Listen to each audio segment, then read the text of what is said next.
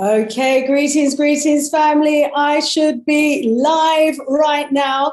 Let me go over to my YouTube channel and just check to see if we are indeed actually live. Yes, looks as though we are. And family, I'm absolutely delighted to be here with you for another Wednesday evening Sister Shanice show. We have our brother Ldr Mbandaka getting ready backstage. We are going to be having such an insightful and such an interesting conversation and discussion with our brother Ldr Mbandaka, spiritual leader of the Al-Kabalan revivalist movement. So get ready, spread the word, let everybody know that we are live. We're going to have a riveting conversation from an African-centered perspective. He's going to come with a presentation, a lecture, then we're going to have an interactive discussion with you, our live audience. So make sure you get your questions ready, your comments, your points of view. We will want to hear from you. So as you come through the door, please hit us up in the chat. Let us know that you're there. Let us know that you're joining us. Let us know that you're ready for our topic for discussion today. And the topic is martyred prophets, celebrated puppets. The history of Politricks in Africa. And wow, isn't there so much going on in the world right now? Isn't there so much that we need to be talking about as a people? I tell you, family, I could be going live every single day with different topics because there is so much going on. So I'm using Zoom, so I'm going to have to flick between Zoom and YouTube in order to interact with you, my family, and to get your comments, etc., from the chat. I'm just going to give Ldr Mbandaka maybe 1 or 2 more moments, and then we're going to be bringing him onto the front. So certainly hope that he is ready for us backstage. Yeah, so Sister Shanice in the house for another Sister Shanice show. Wow. As a people, we have got so many learned and very enlightening people within our community, and I tell you, family, we've got them lined up here for you. They're going to be coming with their scholarly, their knowledge. They're going to be having deliberations with us. We are changing the narrative, family, one show at a time, bringing you information, bringing you news, bringing you knowledge, and also, very importantly, hearing from you as well, our audience. So let me see if I can pick you up on YouTube here. Let me see if we've got any comments in the chat so far. So who's in the house? Who's in the house? Okay, let me know. Greetings, family. You don't need to hear me going double like that. Let's get this queued up. Right, so let's see what's happening in the live chat, family. Let me hear from you. Let me know that you are there. All right, so just getting this squared up and lined up. And also, let me go over to our leader, who by now hopefully is ready backstage. Leader, bringing you on. Hopefully you're there and ready to join us. Front of house, Ldr Mbandaka, come to camera. Okay, got a blank screen there at the moment. My apologies. Obviously not ready as yet. So let's put him back in the waiting room. Ldr Mbandaka, putting you back in the waiting room for a very short while. Hopefully you're going to be ready to join us round the front very, very soon. So family, spread the word. I can see that we've got Black Beauty in the house. Absolutely awesome. Welcome, Black Beauty. What a wonderful name. Black Beauty saying, hello, global Black family. And we've got Sister Afri-Jamo in the house. Always a pleasure to have you in the house, my sis. One of our regular sisterings on the Sister Shanice show. And we also have Cherry B in the house saying, yes, they are shouting out from Birmingham. Welcome, welcome. Yes, spread the word. Cherry B, Sister Afrojamo, send out the link. Let people know that we are live. Let's go over to Ldr Mbandaka. Hopefully by now he's ready to actually join us front of house. So leader, wagwan. Oh my days. Okay, hopefully our leader will be joining us very shortly. Please put your camera on, leader. We are not seeing you right now. Can you put your camera on? Not sure what's going on there at the moment, family. Let's put our leader back again, and hopefully it will be third time lucky. So Wagwan family, hit me up in the chat. Let me know that you're watching. Let me know that you're there. Send me some messages. What do you think about what's going on right now? Big war, okay, in Ukraine. What's happening here? Just a second, family. We've got Sister Kai from Ldr Mbandaka's group in the house. Sister Kai. Yeah, Tendai Mwari says I'm live. You need to come on camera now. Put camera on. Thank you very much. Okay, well, this is how it goes when it's live, family. Okay, I think that was a call to say I'm ready to come front stage now. So just hitting the joining button. So leader needs to put on his camera so we can see him. So let me just tell you in the meantime, greetings, Ldr Mbandaka. Oh my gosh, your house is too much stress, man. Oh, no time. Oh, no. This is my sincerest and most emphatic apology, deepest and profound apology, my beloved sister. Okay, apologies accepted. Yeah, some technicals. We were seeing you, we were hearing you, but we were not connecting. We were trying, but we weren't connecting. So okay, well, you are connected now. We are delighted to see you and to have you in the house. Rise up yourself, rise up your wonderful family, and welcome to the Sister Shanice show. So the family's just coming through the door, Ldr Mbandaka. I was just saying there is so much going on in the world right now. Yeah. And, you know, by way of opening up, leader, as soon as I've introduced you, let's talk a little bit about some of the current affairs, world events, shall we, that's going on right now. So we're going to get straight into it, okay? Because our brother Ldr Mbandaka always has so much knowledge, so much information to share with us, family. I don't want to take up too much time and be in the way. So our brother Ldr Mbandaka, you are the spiritual leader of the Al-Kabelan Revivalist Movement. Tell us a little bit about Al-Kabelan, the Al-Kabelan Revivalist Movement, please. First of all, let me say Tendai Mwari, as we do within the Al-Kabelan Revivalist Movement. We open speech, we close speech, and we punctuate the power of the word with the words Tendai Mwari, African words spoken in an authentic African language. And it establishes the discipline that whenever we speak as Al-Kabelanites, the first word that comes out of our mouth and the last word that comes out of our mouth will be in an African language. So whether we are gifted with the fluency of an African language or not, the discipline and the principle of opening speech and closing speech with African words is established as a matter of practice within our movement. It is our way.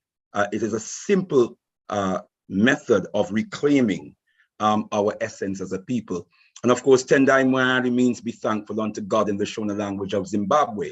Shona is our spiritual language. So not only are we opening speech and closing speech with African words, they're African words that give praises unto the creator of the universe. So we're reclaiming our spirituality, we are reclaiming our creator, and we are praising our creator in the name of the creator. So I say again, Tendai Mwari. Tendai Mwari. Okay. And I say regai mazwi andino taura ne pungwazi mumuyo mangu zinzikwe mwari. May the words of our mouths and the meditation of our hearts be acceptable in thy sight, O Jah of our creation. Tendai Mwari. Tendai Mwari. Let me say greetings. I bring greetings in the most precious, powerful, and bountiful name of our motherland, Alkebulan, Mama Africa, and the sacred spirits of our most gracious ancestors, and in a prayer for oneness, hope, and prosperity for all African people upon the face of Mother Earth. Rumbidzo Kunamwari, Africa, to the God of Africa be the glory. Giving thanks and praises, Sister Shanice, just in answer to your question. You know, I have to give it to the creator and the ancestors before I start. Absolutely. I mean, I'm just thrown off track, you know, with the but yeah, so I'm back on track now. Tendai Mwari. Tendai Mwari, blessed.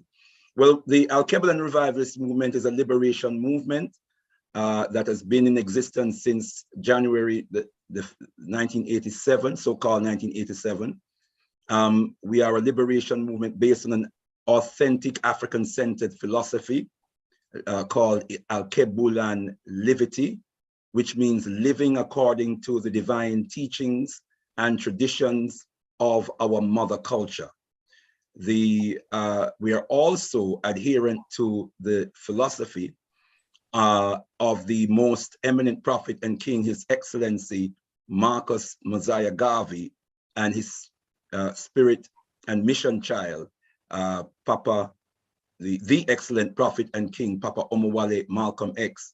As we call their names, we always hail their queens, Queen Mama Amy Jakes and Queen Mama Amy Ashwood Garvey. And we also hail Queen Mama Betty Shabazz. In adhering to the philosophy of Papa Garvey, we as a movement are a nationalist Pan-Africanist movement. So we are nationalist Pan-Africanists, and we are grounded in the spiritual, cultural traditions of our mother culture. We aim to return to our authentic way as a people. That's who we are. Tendai Mwari, broadly speaking, my sister.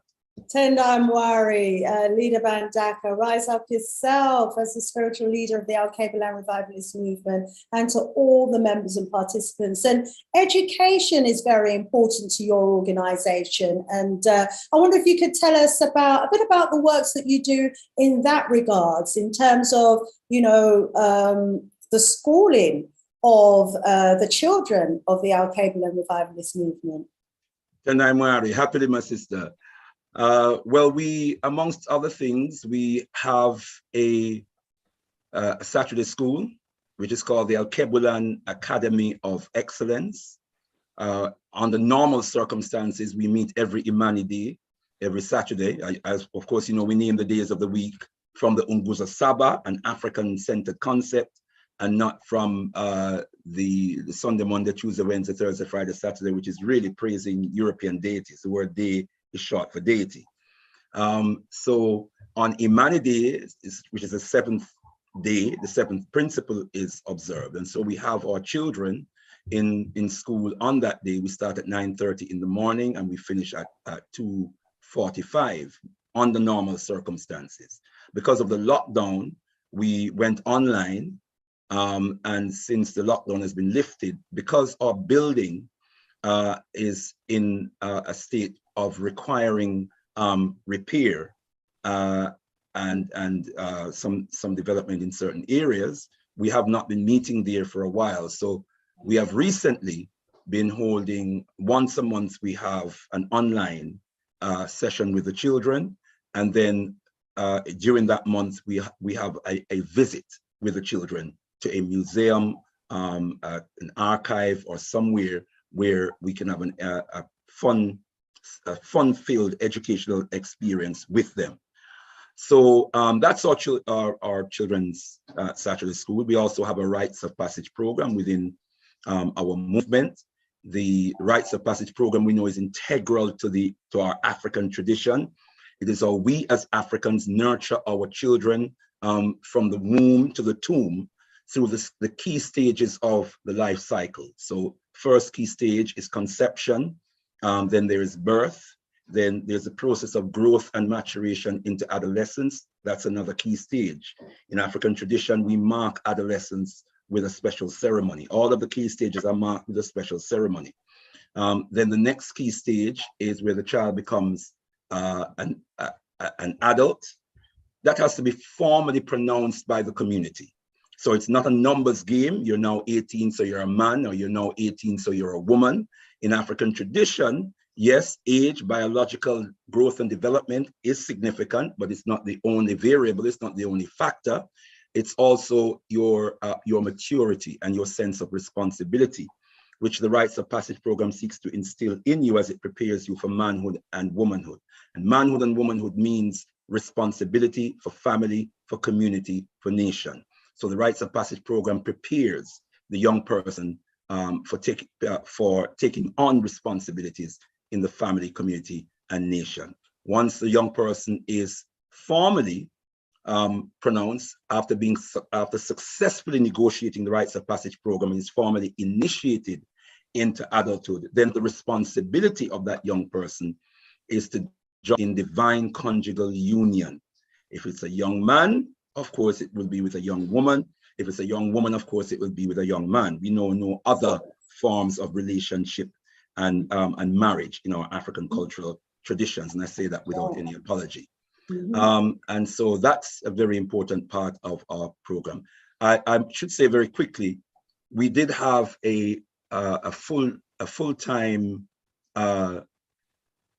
homeschooling collective where we provided facilities for homeschoolers and provided 5 days, a 5-day-a-week program for homeschoolers to come in to our building, use our facilities, and we also, have educational sessions with the children. So it was, in effect, a full-time school. It was intended to be the precursor for a full-time school. That went on for about 5 years. In the last couple of years, we've had to put that on the back burner because for logistical reasons. But it is our intention to go back to that program and to work towards establishing a full-time African-centered school.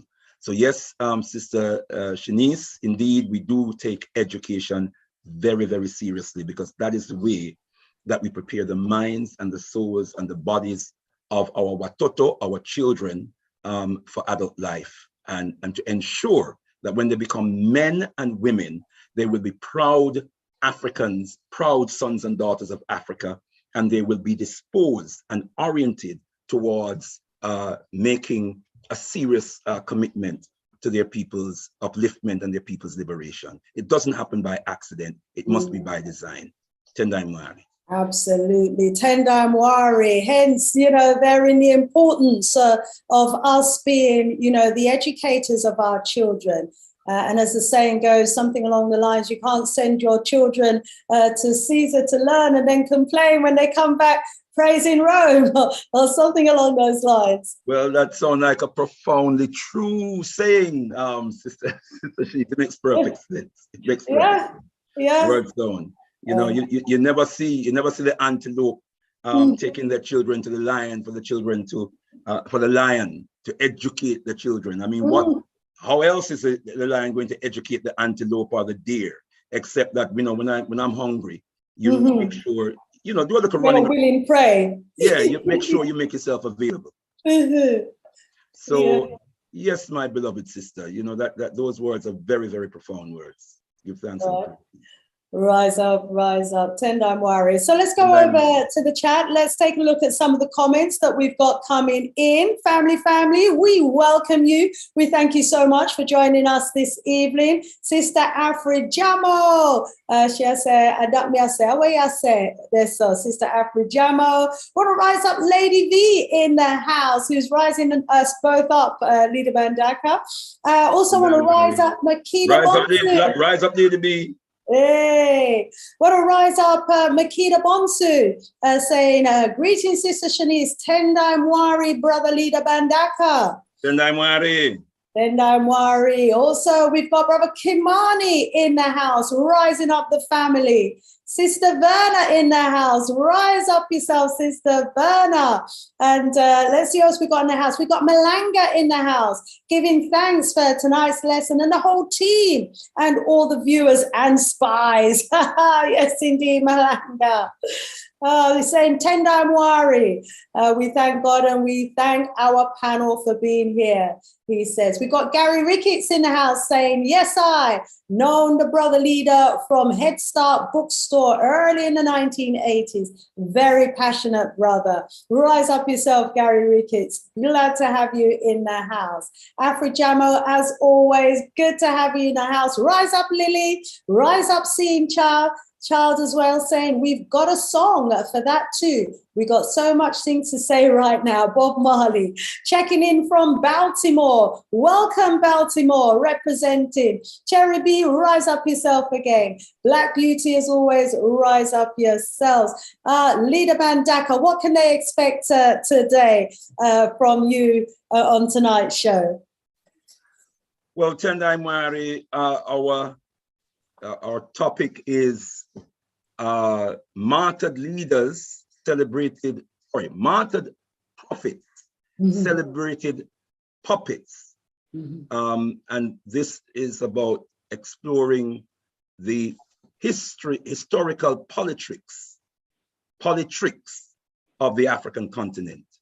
So what I hope to do this evening is to guide us in a reasoning around giving a critical analysis of the politics of the African continent, where populist African and progressive African leaders historically have been assassinated, or African governments have been assassinated or overthrown, toppled, and replaced with puppets and puppet regimes, agents of European and American imperialism, otherwise known as neo-colonialism. And I want to emphasize neo-colonialism. Neo-colonialism is colonialism. And if colonialism was not good for Africa, and if it was right for Africans to fight to destroy colonialism on the African continent, we must realize that colonialism simply has morphed into a more sophisticated and sinister form called neo-colonialism. More about that later.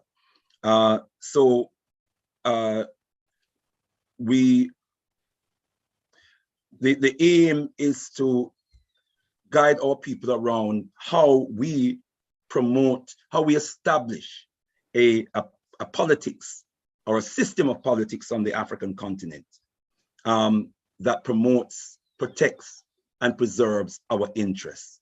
And so we are actually challenging the present system and interrogating the present system as to whether it is designed to promote and protect our interests. Is it our system? Who controls the system?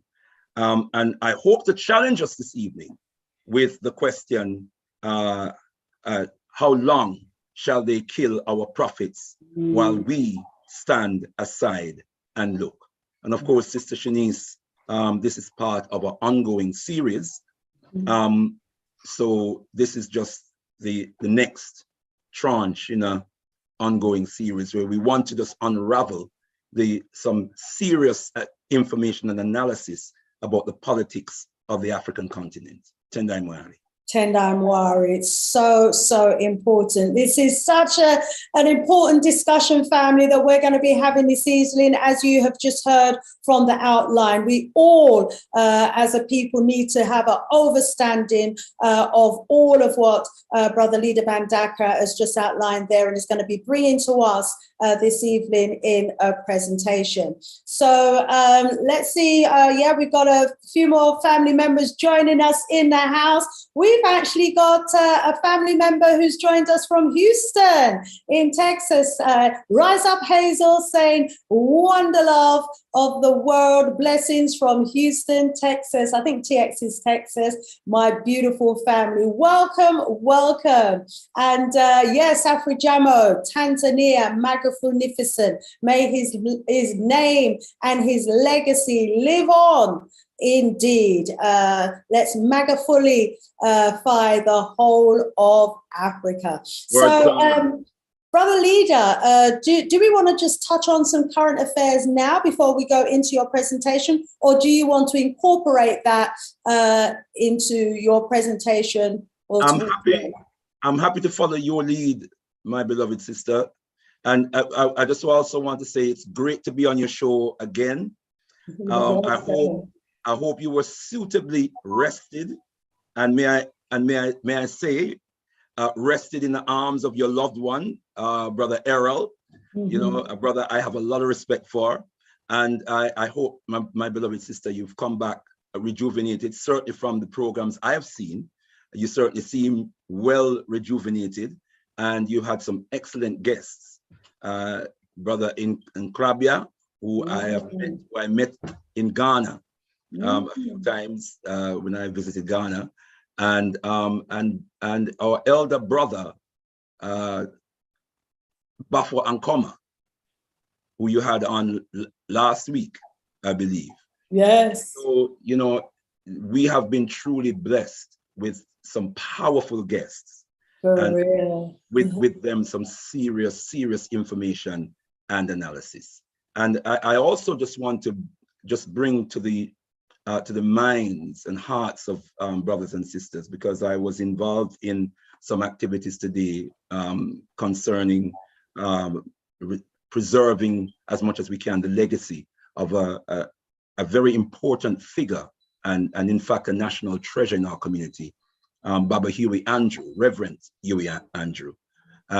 He has repatriated in effect to the Caribbean. Dominica is his place of birth, and we have had to. Queen Mother Nzinga has been involved. The Black Cultural Archives with retrieving some of the massive resources that he had in the church that he operated from, and where he ran for over 30 years, the Queen Mother Moore School. And I just want to say that just going there to retrieve some of the stuff today made me a touch emotional, because it felt like the end of an era. And the massive amount of resources that he had amassed over those decades is a testament to the commitment that he had to our people and the fantastic work that he has done, particularly with our children and young people over those decades. So I just really want to bring him to our focus this evening. I don't think he is in the best of health at present, and so we want to send him our healing meditations and hope that he will be empowered by the vibrations that he will feel from the show this evening. Tendai Mwari. Tendai Mwari, yes, certainly join you in sending, healing vibrations to our brother. And the good news is that, Sister Nzinga rise up every time. All the time. Put some boxes of books aside for me, and they are on their way here to the Gambia. We've got a school here in the Gambia that we're supporting, and we're looking forward to those books arriving. We've started building a library here for the children, and more books are on their way. So thank you all for the works that you were involved in making that happen. And we rise up our elder as well for the great works that he's done and has been doing and was doing over the decades, in terms of investing in the education of our children. So, wow, we've got to do for self. And there is so much going on in the world, gonna touch on some of that right now. The war in Ukraine, between Ukraine and Russia, they're trying to bring in Africa, into their war, as they always do. Ldr Mbandaka, let's get your take on what, just a brief insight from your perspective on the situation regarding Russia and Ukraine. in the world of politics and wars and rumors of wars today? Well, first and foremost, what we do know from history is that these people of Europe are an incessantly warmongering people. They're always warring. We know that for a fact.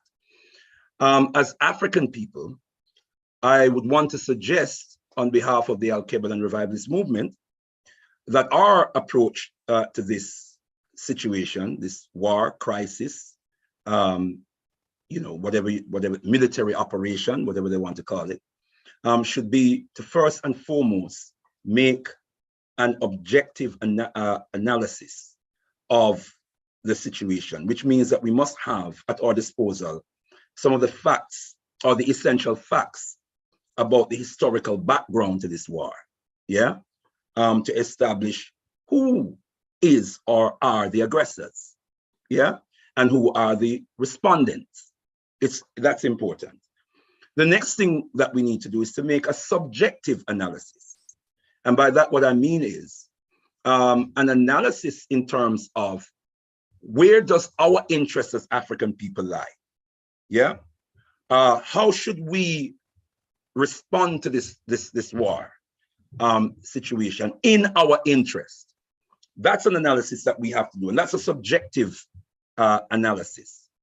And in making the subjective analysis, or let me back up a little bit to the objective. I think any objective analysis will draw the conclusion that the aggressors are the so-called West. I think that's clear if we know the history, and it goes something like this: since the dismantling of the Soviet Union, more specifically, since the taking down of the Berlin Wall,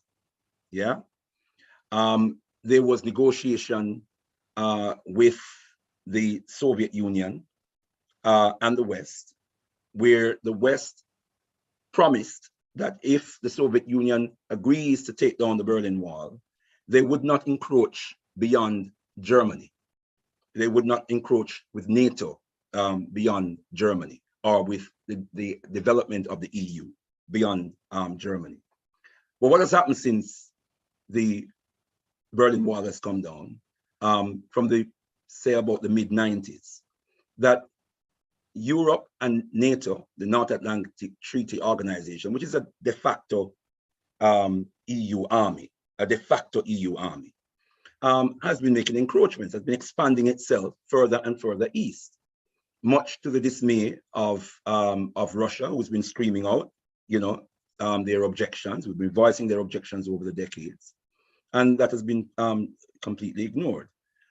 Fast forward, because of time, the most important event that we need to know about is the 2014 invasion of the Ukraine by the West. I say invasion. It really, what it was that they sponsored a coup. They orchestrated and sponsored a coup inside Ukraine, right? And if anyone doesn't know, Ukraine is next to Russia.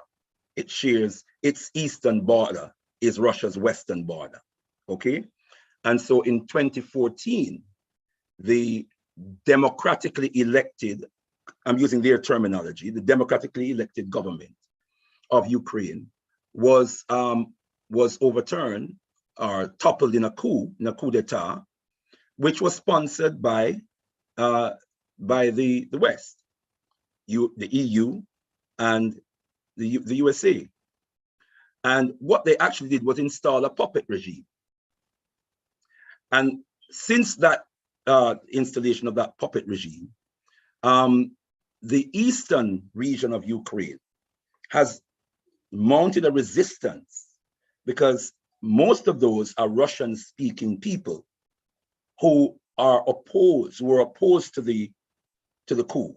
In fact, there were people in the West who were also opposed to the coup.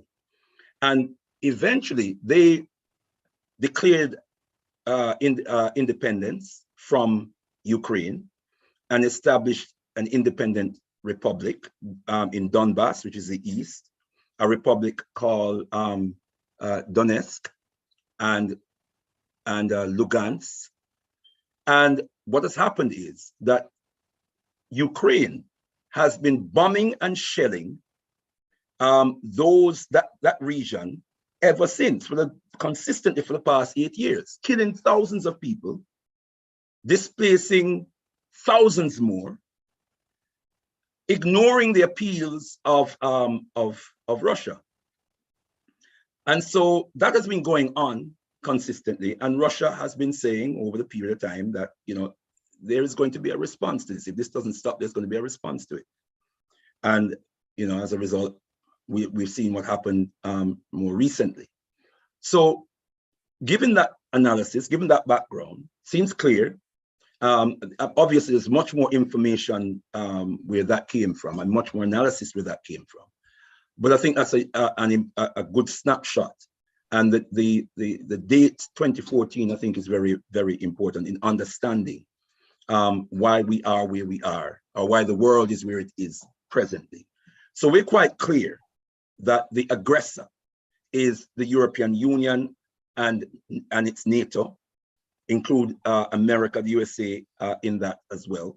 But what we guard our community, or we guard our people against, is becoming too romantic about the Russians, all right? Many of us believe that the Russians are our friends.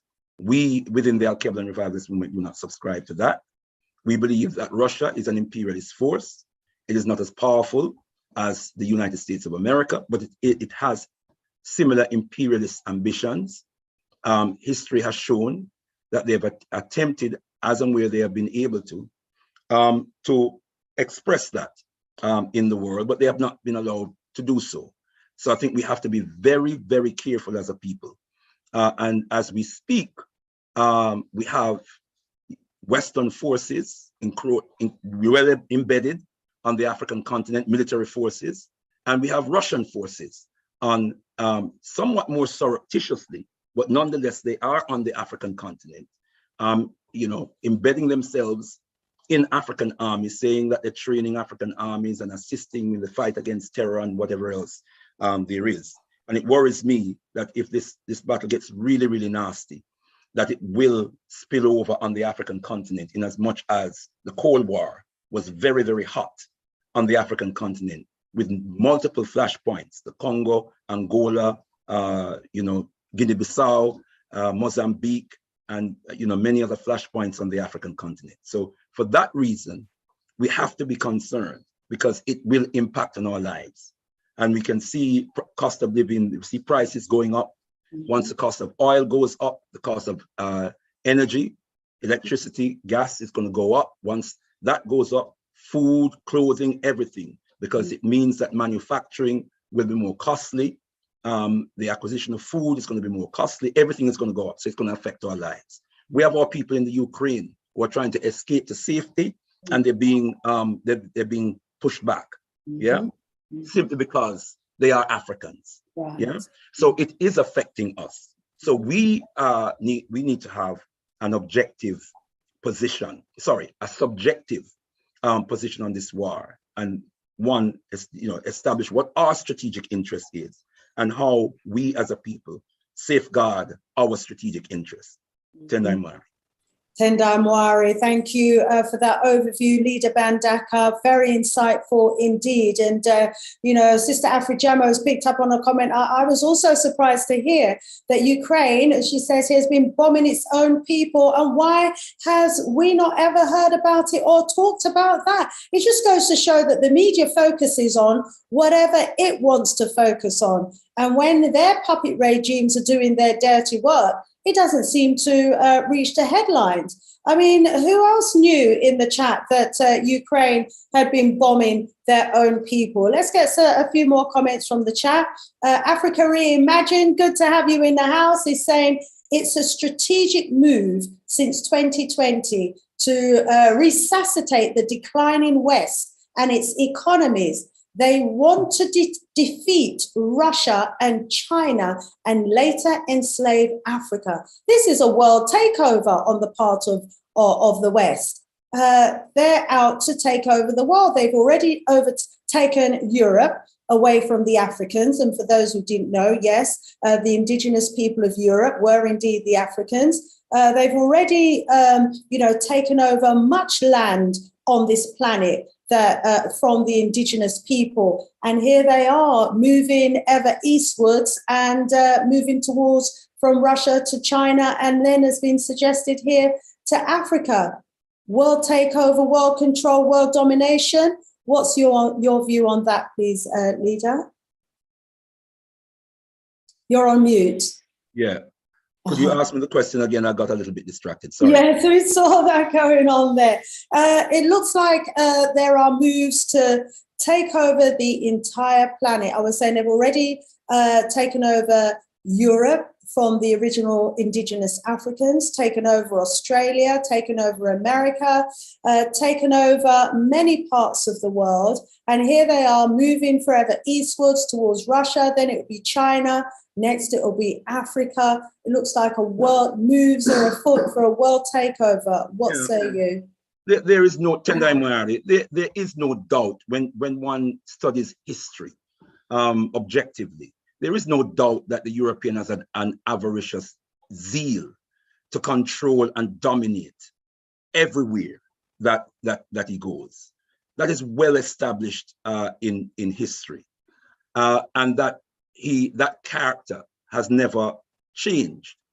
And we also know that there is something called the New World Order, a globalization project, where there are certain elements within Europe and America who have a plan, a globalization plan, and that plan is to have stronger dominion over the entire planet and all its peoples, and to subdue everyone to the domination and the exploitation of the globalists. So that is absolutely clear. That there's no question about that. The evidence is clear. The question is, what resistance do we have? Effective resistance do we have against that force? And what's our vision as a people? What is our vision? And what is our program to pursue and to fulfill our vision? What is our vision for self-empowerment? Papa Garvey said, power,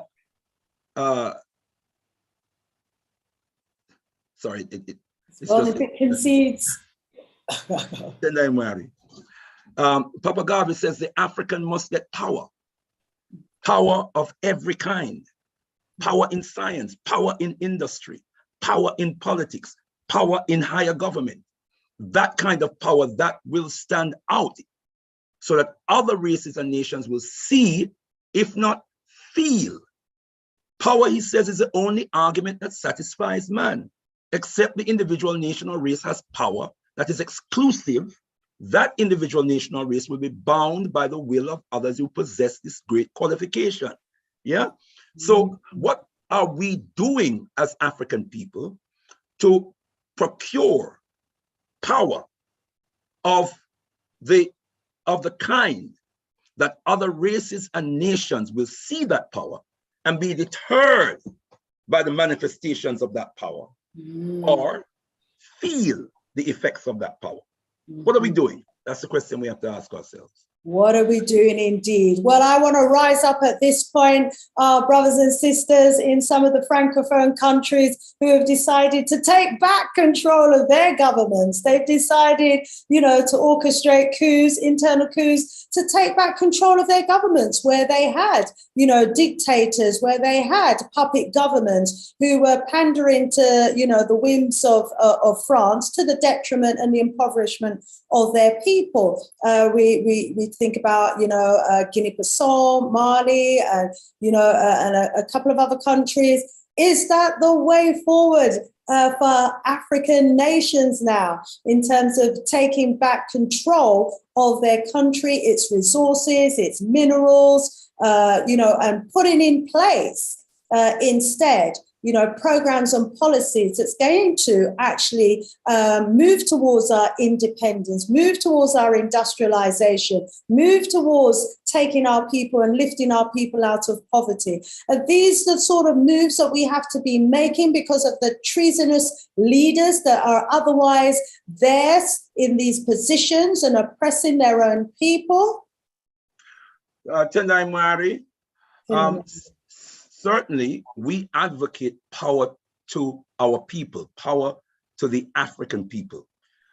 We're not convinced, however, that that power will be procured by the armies of Africa as they exist presently, because those armies predominantly are trained and controlled and dominated and funded by foreign powers. We need to be clear about this.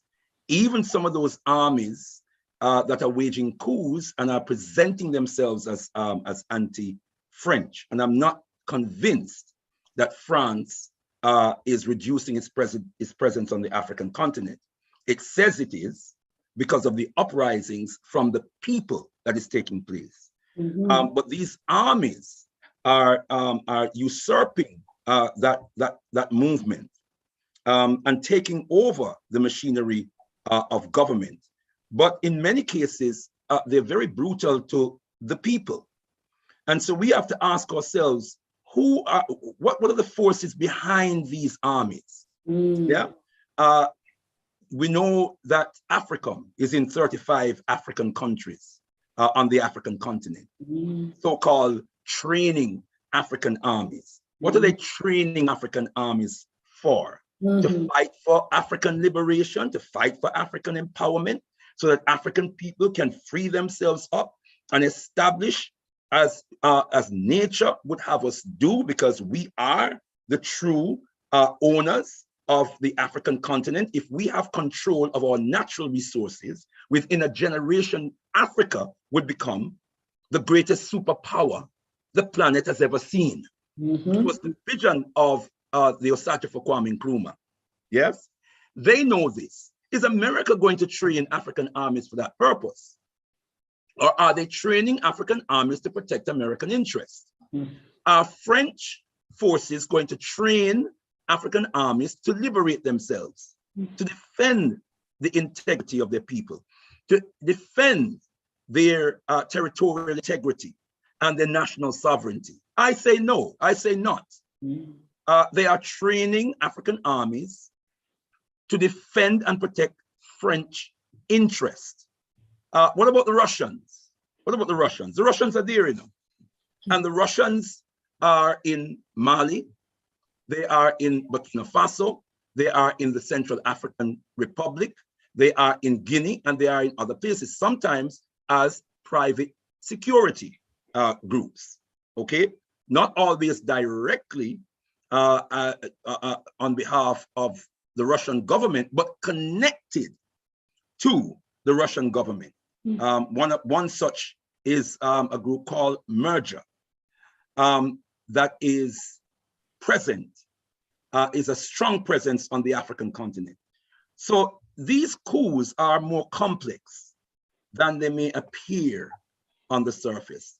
I am not convinced that they are catalysts for the empowerment and the liberation of African people. Tendai Mwari. Tendai Mwari. This is where we can see, this is where the Europeans can even have us fighting their wars among ourselves on our own territory.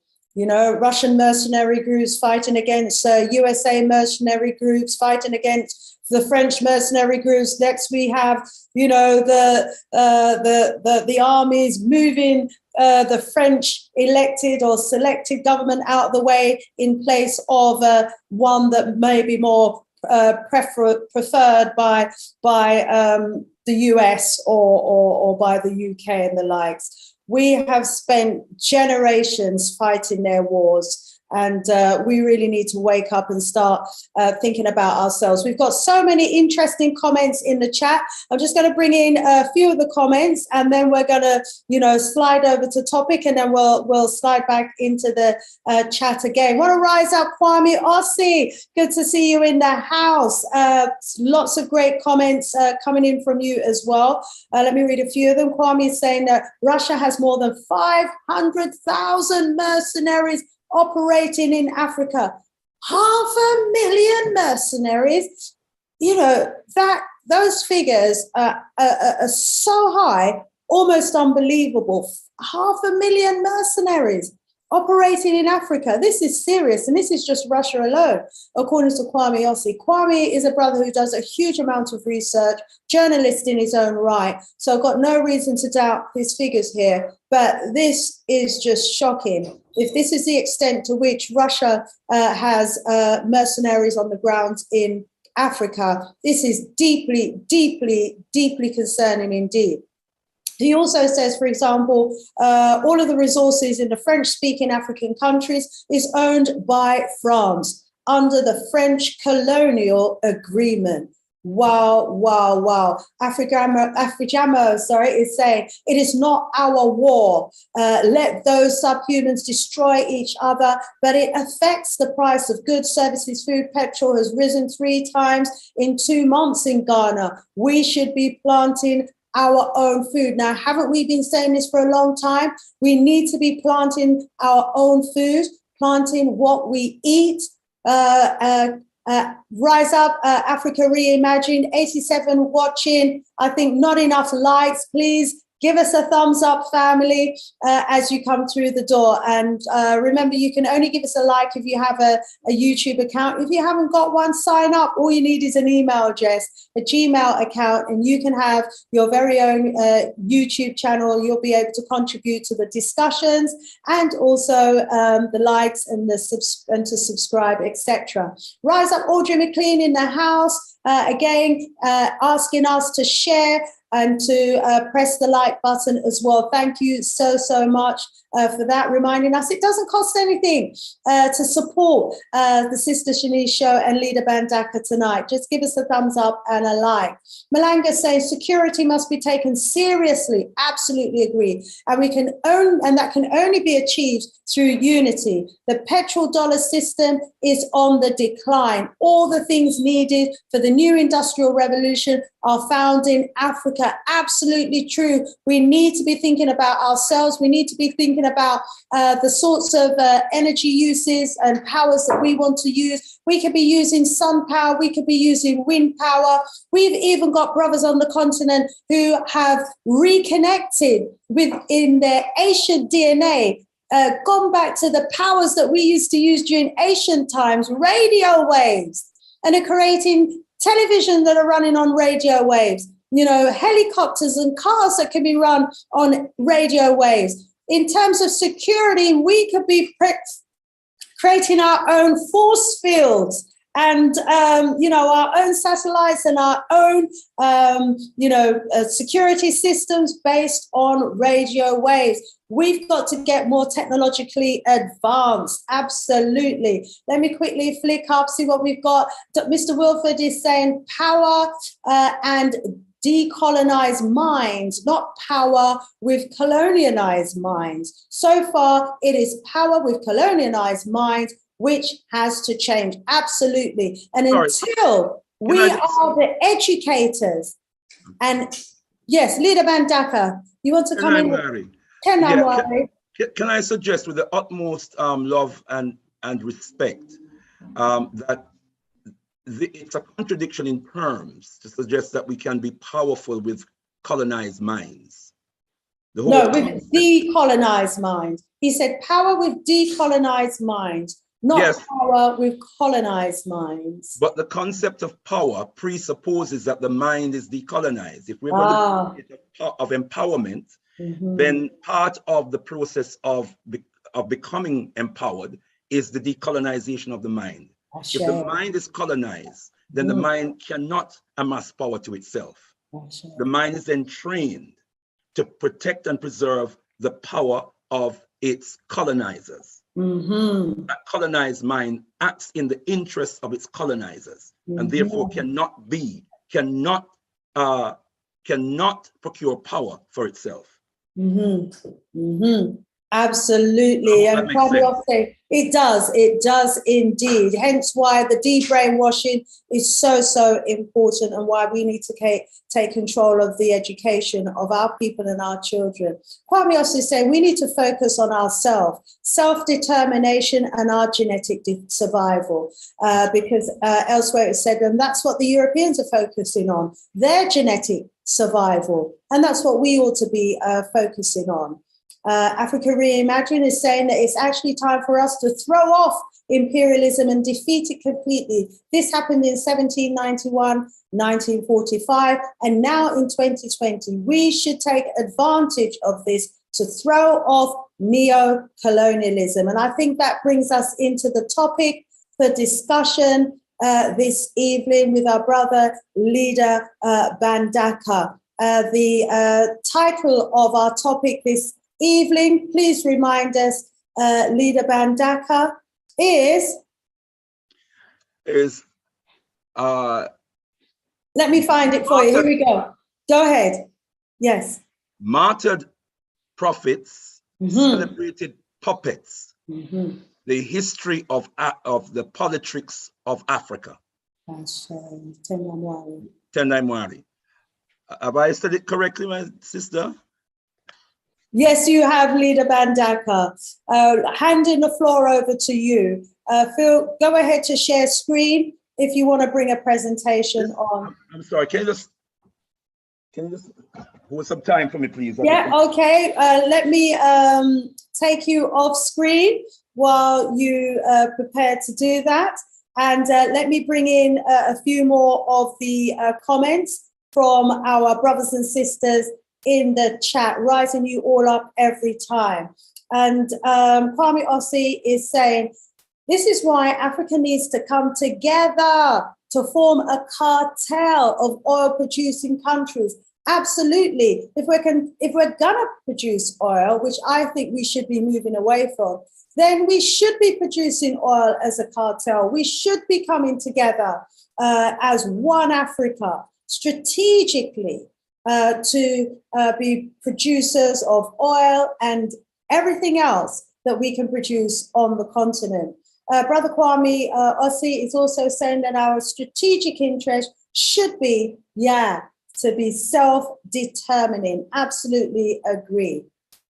Africa Reimagined. It's a strategic move since 2020 to resuscitate the declining West and its economies. They want to defeat Russia and China and later enslave Africans. Yes, we've had that one.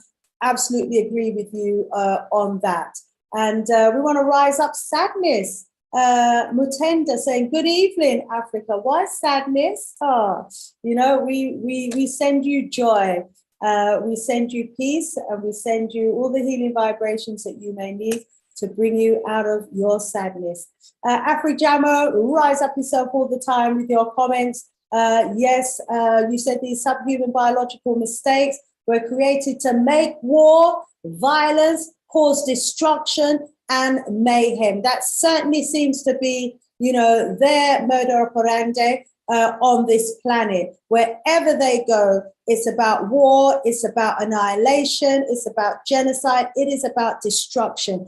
Hence why we need to get back into our rightful position as Africans, because we are the original indigenous people of this planet. We are the ones, therefore, the first people, the ones who was made in the image of the Creator, the ones who have been made in blackness and darkness, because the world itself, was made in blackness and darkness. It's the earth, the black earth, that brings life to the world and makes everything grow. And so it's so important, that we as a people take our rightful position as the rulers and owners of this planet. We have been around for millions of years. And we, during the time that we've been around over these millions of years, have coexisted with the insect life, with the marine life, with the animal kingdom.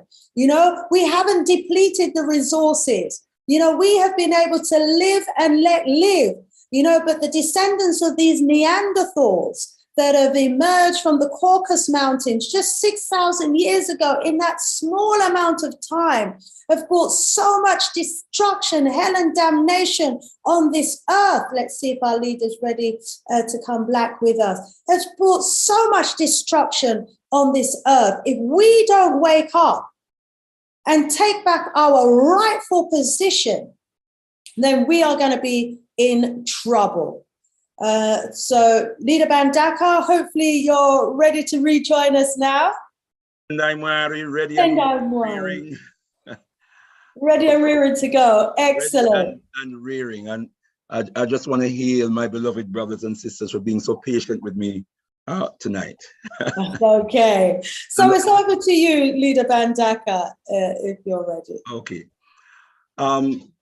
Brothers and sisters who were blessed to be with us in December might recall that we started off exploring this concept of martyred prophets and celebrated puppets as, you know, as part of an analysis of the historical politricks of the African continent, with a focus on the Osage for Kwame Nkrumah, who we understand to be the father of Pan-Africanism on the African continent and the father of the anti-colonial movement on the African continent. And that is because the foundation that he laid with his Pan-African vision and the tremendous transformation that he orchestrated in Ghana, establishing Ghana as a beacon light for the rest of the African continent. The work that he did in terms of education, in terms of healthcare, in terms of transport and communication, housing. He built hundreds of miles of roads. He built many schools, hospitals. Education was free. Healthcare was free. Housing was very economical. Transport and communication increased tremendously. He introduced new industries, over 500 new industries. He built the Akosombo Dam in order to generate electricity for the entire nation and for neighboring African countries. He did a lot of important and tremendous work, beloved brothers and sisters. I'm just doing a little recap because we're just going to go back a little bit. We're doing Sankofa now. You know, the Sankofa means go back and fetch it. And our ancestors who studied all aspects of nature to extrapolate the lessons of the divine, the creator, saw in the Sankofa an important symbolism, because the Sankofa bird turns its head 180 degrees, looking to its back before it orientates its head forward and moves forward. And our ancestors extrapolated from that the Sankofa bird was bringing us a message from the divine, that history is important. That which we leave behind is important. And we must always do an assessment of how we come to be where we are, the accomplishments and the challenges. Build on the accomplishments and correct the errors and move forward. And so even in our study, we do Sankofa. We look back a little bit and then we move forward. So I'm just reminding us of what we explored last time in regards to the Osage for Kwame Nkrumah. You know, amongst other things, he also Africanized his entire civil service. You can imagine when he took over in government, the civil service was completely white. In no time, he Africanized the civil service. Amongst other things, he established a Ghana museum, an art council of Ghana, a Ghana Film Corporation. He established the Ghana News Agency, Ghana Times, Ghana Broadcasting Corporation, sorry. He expanded the fishing industry, the forestry industry. He, amongst other things, established even gold exploitation. He looked at, he rapidly increased Ghana's industries. You remember at that time, Ghana had been reduced to a cash crop economy, where cocoa was a cash crop that the colonial master, so-called, the colonizer, would concentrate on. What the Osagyefo did was diversify the economy, because his aim was that Ghana must be able to feed itself. The Ghanaian people must feed itself from its own soil. And the excesses you sell to your neighbors and as far afield as you possibly can. That was his basic principle. He demonstrated to the African world supreme nation building skills. That's what he did.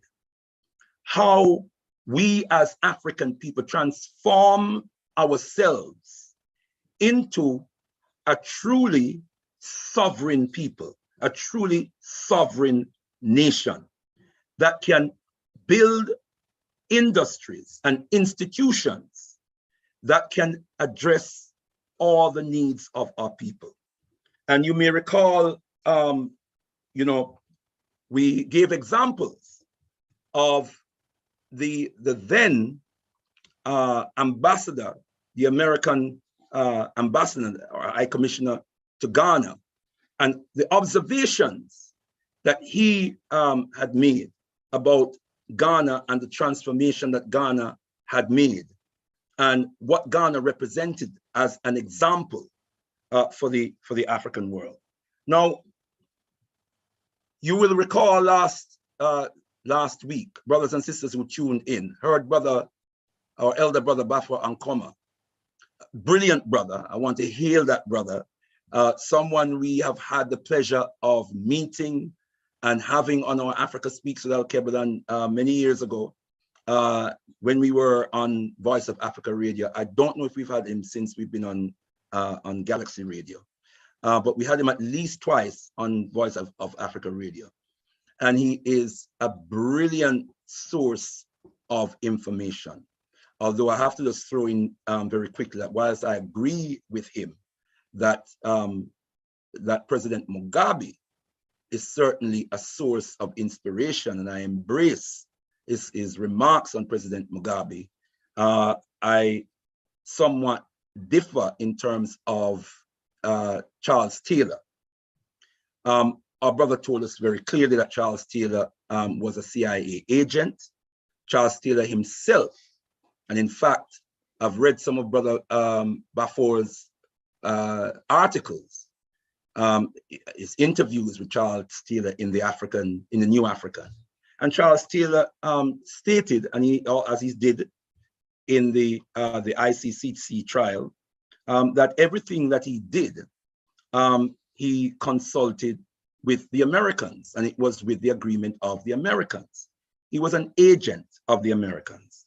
And another reason why I feel so strongly about this is because there is information that Charles Taylor was involved in that Charles Taylor was implicated in the assassination of Thomas Sankara.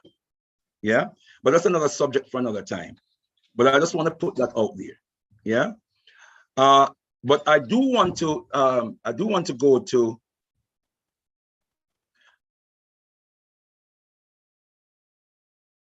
You're on mute, Brother Leader. You've accidentally put yourself on mute. Okay. Right. Last week, our brother shared with us a very, very important piece of information, which, yeah. Right, I'm going to put up an image. Yeah, I'm doing like a PowerPoint, sis. Okay. Yeah, go to share screen. Share screen. There we go. Can you see it? Yes, yes, we can see it now. Okay, good. Is it my screen's too big or? Okay, now we're looking. Oops, it's just running through. Yeah. The presentation. Okay, right. Sorry for the untidiness. Yeah. Oh. So we're looking at Kofi Busia.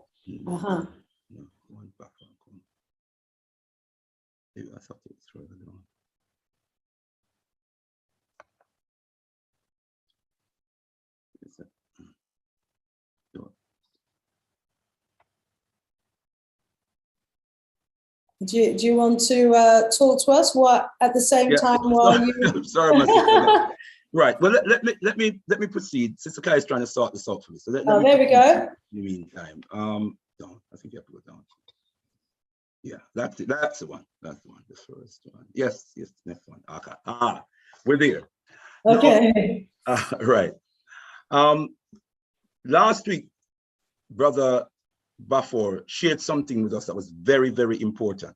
He talked about some information that he came across in his research. And he said, the overthrow of Nkrumah has been nicely written to say that it was done by Ghanaian soldiers, but the Ghanaian people were a front.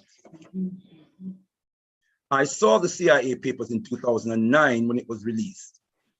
The coup against Nkrumah, the planning stage, started on the 4th of February 1964 in the White House, when the Prime Minister of Britain, Douglas Home, flew over with his foreign secretary to the White House to go and meet President Lyndon Johnson and his, we couldn't make out the word there, to plan the coup against Nkrumah. It took 2 whole years for the coup to happen in February 1966, because they saw Nkrumah as somebody who was going to give Africa real liberation. Now, I 100% concur with that. In my appearance in December, one of the pieces of information I shared with the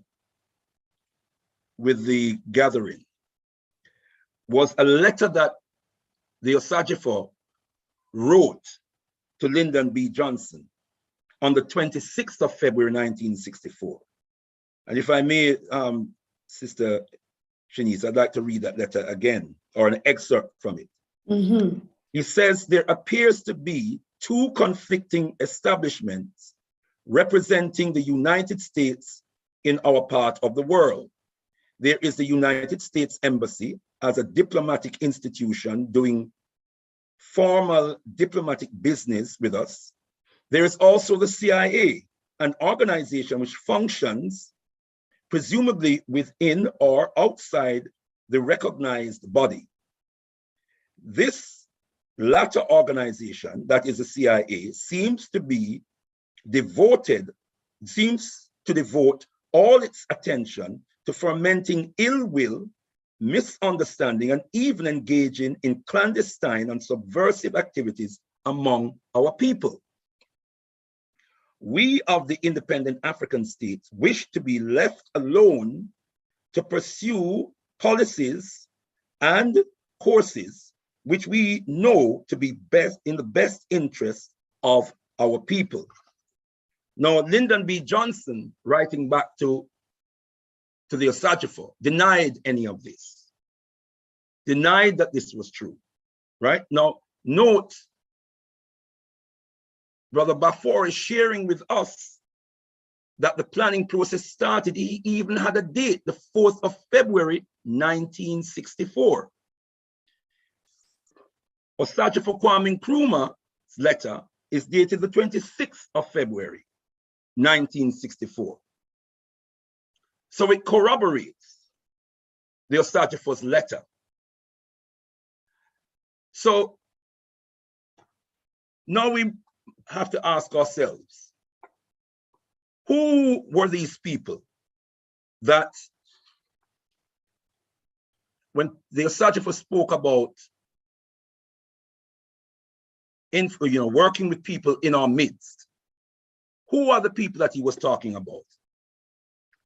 Who are these people? And I want to explore that a little bit because we need to understand, beloved brothers and sisters, how African governments are toppled and how the present political machinations of the African continent came about, how it established itself.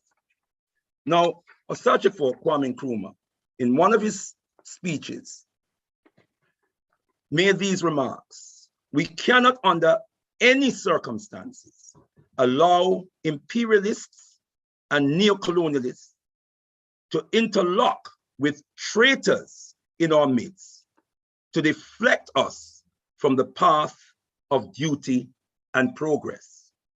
He was battling with these foreign powers infiltrating and destabilizing Ghana and working with elements within Ghana in order to destabilize the country. Now, this is remember we're dealing with martyred prophets and celebrated puppets. We need to understand the machinations that we are concerned with here. We need to know a little bit about this phenomenon called the Big Six in Ghana. The Big Six, here are 5 of the Big Six pictures represented here. Kwame Nkrumah, Obetsebi, Alamti, Dr. Ako Ajay, Edward Akufo-Addo, J.B. Dankwa, and William Ofori-Atta. I want to just let brothers and sisters know that if any of these names sound familiar to you, in particular the name Edward Akufo-Addo, this is the father of the present president of Ghana. The father of the present president of Ghana is Edward Akufo-Addo. And we'll come back to that in a moment. I also want to highlight that J.B. Dankwa was his granduncle, and that William Ofori-Atta was also his uncle. So this is a kind of a family affair. And these men proved to be the arch enemies of Osajifo Kwame Nkrumah. These were the interlopers. These were the colluders. These were amongst the colluders that were working with foreign powers to, first of all, sabotage the efforts that the Osajifo was making on behalf of Ghana and the African continent as a whole. The brilliant work that he was doing that was being sabotaged. We need to know this concept called the Dankwa Buzia tradition. The Dankwa Buzia tradition. And the Dankwa Buzia tradition, Kofi Buzia, you will see a picture of him very soon, brothers and sisters. And we will share with you some information about the significance of these two men in the attack against Osajifo Kwame Nkrumah. The main thing I want to emphasize, beloved brothers and sisters, is that their creed, this creed, known as the Dankwa Buzia tradition, is the creed that presently has governance over Ghana, the NPP party, and you will see how that party came about. As we say here, this is Dankwa, the uncle. In fact, he is the granduncle. Now, he made this remark in relation to Osagyefo Kwame Nkrumah, when Osagyefo Kwame Nkrumah called for direct action in the late 1940s, mobilizing the people of Ghana against the oppressive colonial forces. When they became uncomfortable with the radical nature of Osagyefo Kwame Nkrumah's politics, remember that they were moderate. And whilst Kwame Nkrumah's motto was, he was demanding independence now. Independence now. They were politely asking for independence in the shortest time possible. And so they became uncomfortable. They were part of an organization called the UGCC, the United Gold Coast Convention. Osagyefo Kwame Nkrumah was actually studying here in the UK when they wrote to him, they sent for him and asked him to come and join the UGCC. But he said when he came and started working with them, he found that they were not in touch with the masses of the people. That what they were looking for is acceptance from the colonialists. What they were looking for was position within a new configuration of colonialism that today we call neocolonialism. And he was not going to be a part of that. And so he tried to get them to see reason from the perspective of the naturally informed will of the masses of the people, which they could not see. So when he called for direct action, which they were opposed to, this was one of the comments that J.B. Dankwa made.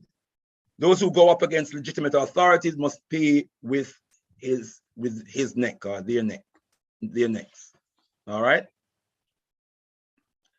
Now, this is Kofi Buzia.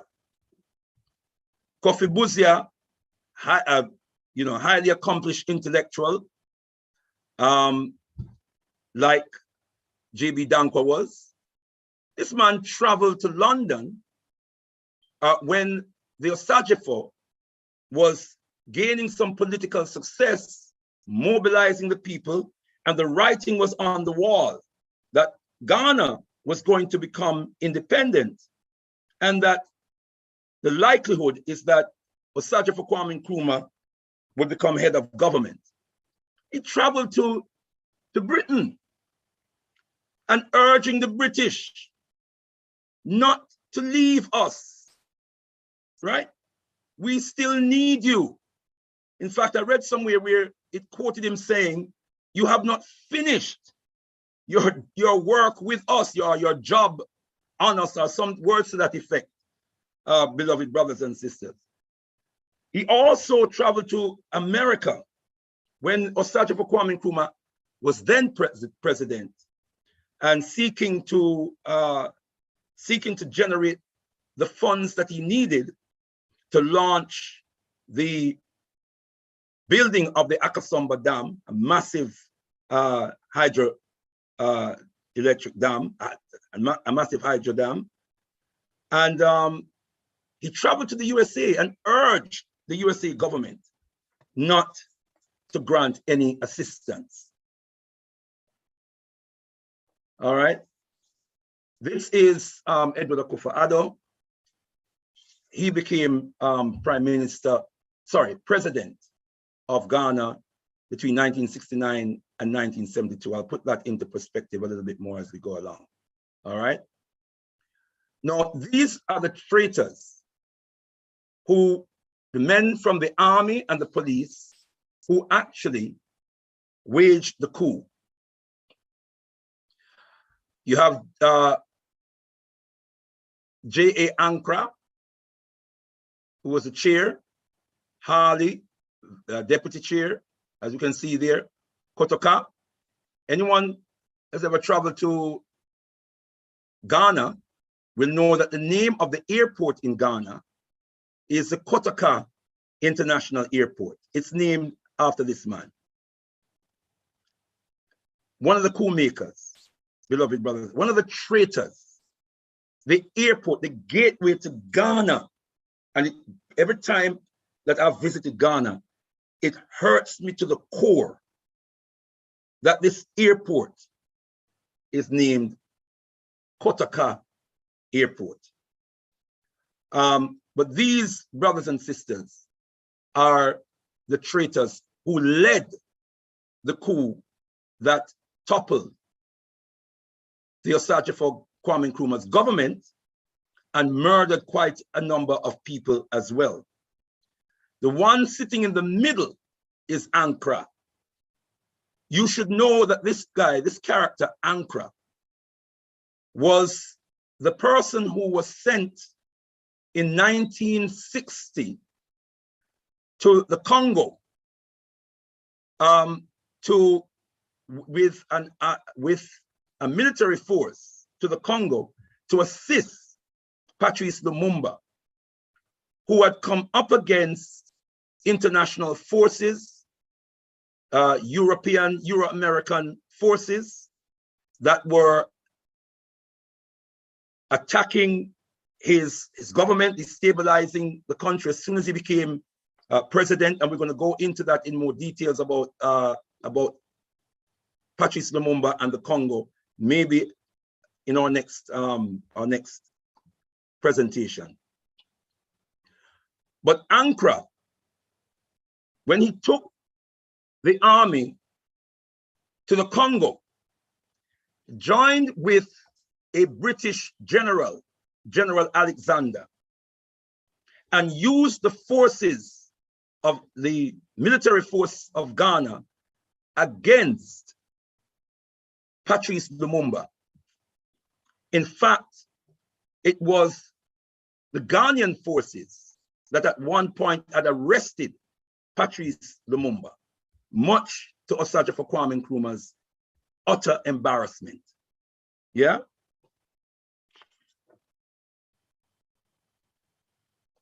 Now,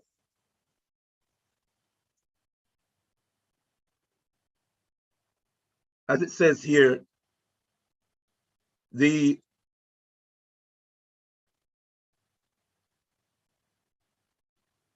United Gold Coast Convention, and I want us to see, brothers and sisters, the progress from the United Gold Coast Convention to the present NPP. This was a party that was founded by J.B. Dankwa, the grand uncle of the present president of Ghana in 1947 to 1952. They did poorly in the 1952 elections, in the 1951 election rather.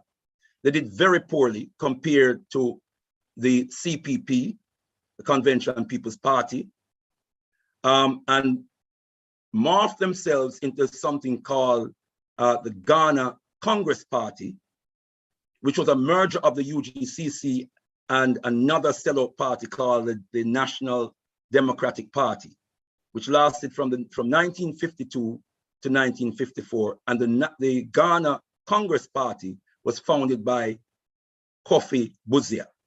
Remember the Dankwa Busia tradition. Then we have the National Liberation Movement, 1954 to 1957, again founded by J.B. Dankwa, and which again was just a development from the previous two. Then we have the United Party, the United Party, founded by Kofi Busia in 1957. It lasted from 1957 to 1964. Now, I should emphasize that these parties were not only favored by the former colonialists, they were funded by the former colonialists as well. So we see Busia founding another party between 1957 and 1964. And then in 1969, the Progressive Party was founded again by Kofi Busia. In 1992, the new Patriotic Party, which is the MPP, again, a merger of the UGCC, the UP, which is a United Party, the PP, which is a Progressive Party, and all the other sellout parties that came before. The new Patriotic Party is the descendant of the original UGCC, which was the party of the arch enemies of the Osajifo Kwame Nkrumah. So it is them, beloved brothers and sisters, and their politics that dominates Ghana presently. I hope brothers and sisters can see this clearly. Yes?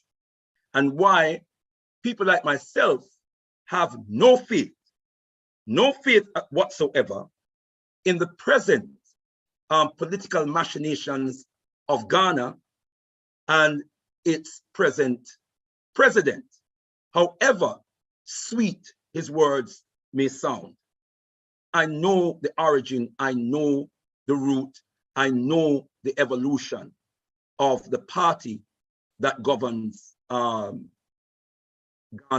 today. This is just a quick chronology on the history of Ghana politics since Osajifo Kwame Nkrumah. Firstly, Osajifo Kwame Nkrumah became prime minister on March the 6th. That is when Ghana became independent, March the 6th, 1957. But he was minister of government. He was head of government business since 1951 under the colonial construction. He was head of government business because he had won the legislative the election for the Legislative Assembly. The CPP had won that election, and so he became head of government business. Then from March the 6th, when Ghana became independent, he became prime minister of Ghana. Then, as we know, on the 24th of February in 1966, he was toppled. That was a desperately sad day for Ghana and the African continent, because the transformative work that the Osajifo was doing, he had a vision to transform Africa into the #1 superpower in the world within a generation. And if you look and study how this was a brilliant strategist, he was a brilliant political scientist and strategist. When you study Osajifo Kwame Nkrumah's work in Ghana, the forensic approach he took to developing Ghana, then you will understand the tragedy, the deep tragedy that befell Ghana, the entire African continent, and the complete African world on the 24th of February in 1966. If anyone has or can get their hands on this book, Dark Days in Ghana, Osajifo Kwame Nkrumah explains in detail what happened and the lies that were told to try and denigrate him and what he and his government were doing in Ghana. So if anyone can get their hand, it's one of the best books that the Osagefo, and one of the most important books that the Osagefo wrote, and he wrote a number of books. Now, note the name that they gave themselves, beloved, the National Liberation Council.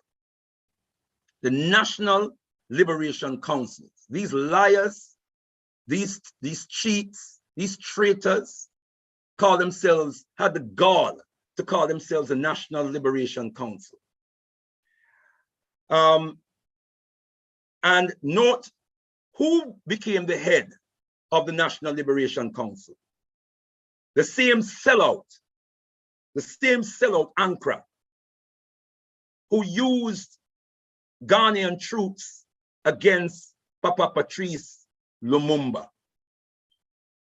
He became the head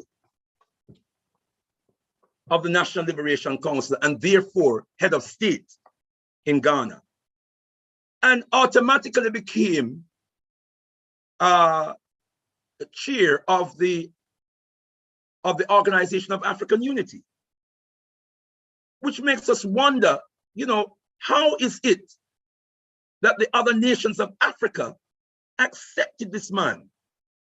The truth be known, some of them were complicit in orchestrating Osagefo Kwame Nkrumah's toppling. Truth be known.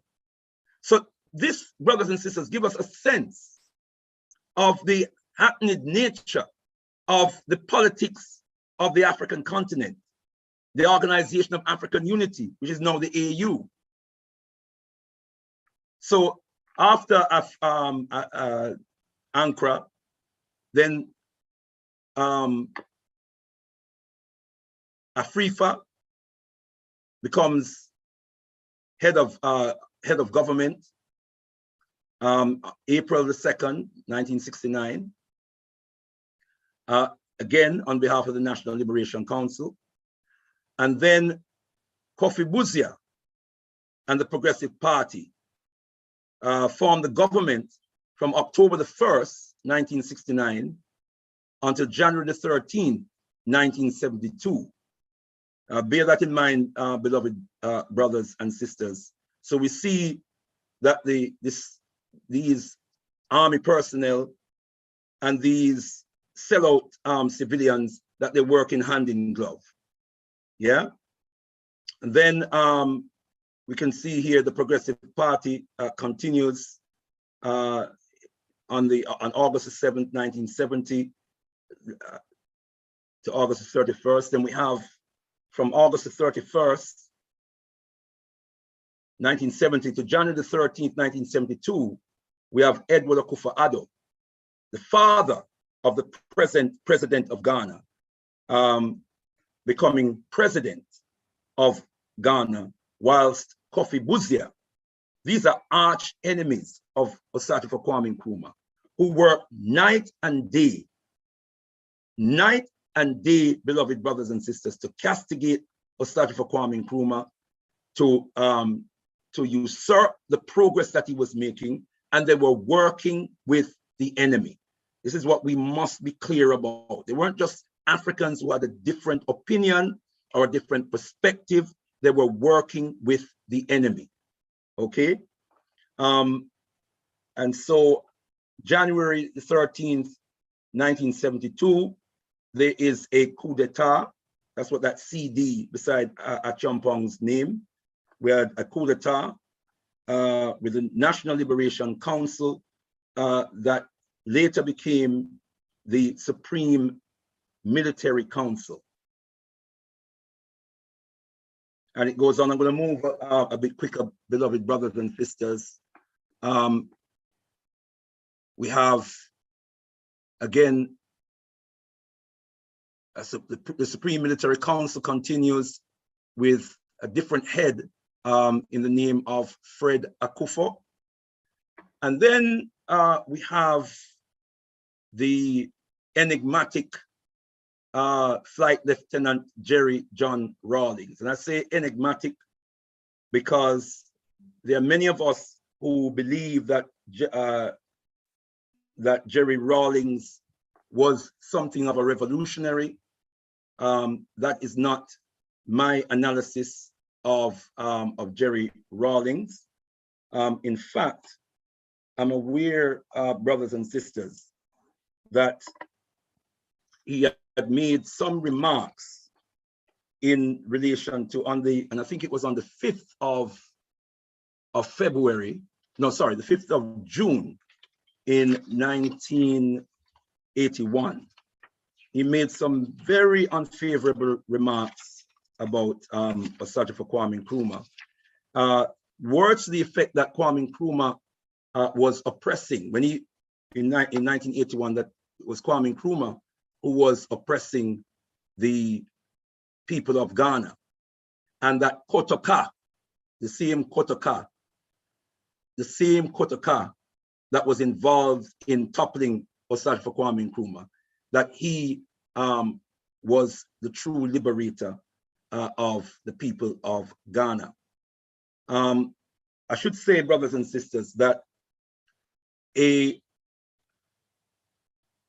group of young soldiers in 1967 did try to wrest back the levers of government did try to overthrow the coup d'etat of 1966 by attempting a coup that was eventually botched, and these young soldiers were eventually executed. But before they were executed, they did kill Kotoka, and that it was the government under Kofi Buzia and Edward Akufo-Addo, the father of the present president, who named, I believe it was in 1969, they named the airport Kotoka Airport. The airport